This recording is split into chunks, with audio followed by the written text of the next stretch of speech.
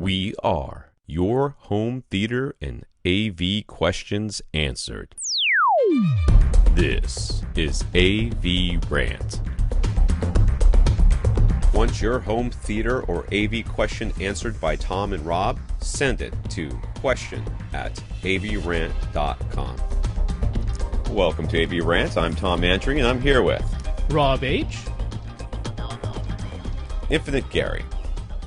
Gary read about an upcoming feature being added to Oppo's Ultra HD Blu-ray players in their next beta firmware update. Apparently, they're going to allow the reduce image button to function such that if you have a 2.35:1 screen and you've zoomed in your projector to fill up the width, with the black bars being projected above and below the physical screen as a result, pressing the reduce image button will shrink 16:9 content so that it has the same height as a 2.35:1 image, but it has black bars. But it be now. But it now has black bars on all four sides. But the black bars on the top will be projected off the screen. Black bars to the side will be projected on the screen. That's right, yeah. This would mean you can set your projector's lens setting once and leave them alone. However, it also means that 16:9 content will now be downscaled. What do we think of the solution for people with 2.35:1 screens? I'll be honest with you, I think it's the solution I would use if I wanted to do the thing that Rob's always talking about. But that being said, we'll see if anybody ever uses it. It's intriguing because the alternative, if you're not using, well, even if you are using an anamorphic lens, if your screen itself is 2.35:1, right, it means that if, let's say, you have a projector where it's got a motorized zoom and you have the memory settings, so when you're watching 2.35:1, you zoom it in, it fills the whole width of your screen, and then when you're watching 16:9, you zoom it out so that the 16:9 height now fits within your physically 2.35:1 screen, but then there's literal blankness on the left and right, not black, but just blank, right? Yeah. Which normally people would want some masking or curtains or something to close off that part of the screen instead of just having it blank. This is actually sending out black bars. Bars, right.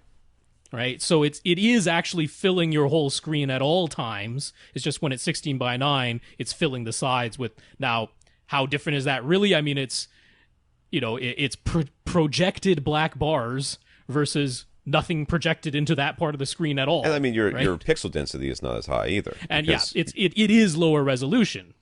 The 16:9 image is lower resolution. It's been shrunk down so that there's now black borders all the way around that 16:9 image. Yeah, it's a bit of a toss up. It's a bit of a toss up. The convenience can't. There's definitely something to be said for that. That's sort of why I think it maybe has some merit. Yep. If you want to do this, but you don't, if you want a 2.35:1 screen, but you don't have the money to get a projector with lens memories and all that stuff. Oh, then it's huge. Then it makes it feasible to do that on a regular basis rather than having to. Think about it. Even like the Batman part, Dark Knight, where it suddenly goes into THX mode. You're like, press the button, and then suddenly it fits on the screen. IMAX mode. Yeah. Yeah, and then IMAX mode. That's right. That'd be awfully hard in that because there's some pretty quick cuts. So. Yeah, it's true. But it's I don't know. I would, you know what? If I had that Oppo Blu-ray player, I would give it a try. I would too. No question. I would give it a try.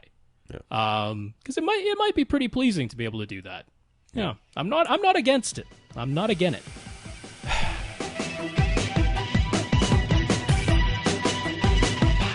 Want your question answered? Send it to question@avrant.com.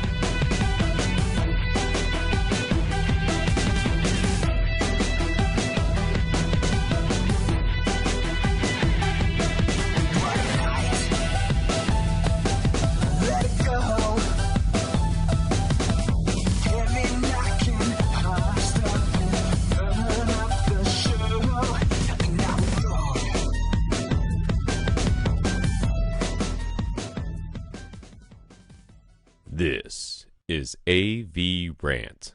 Now go out and listen to something.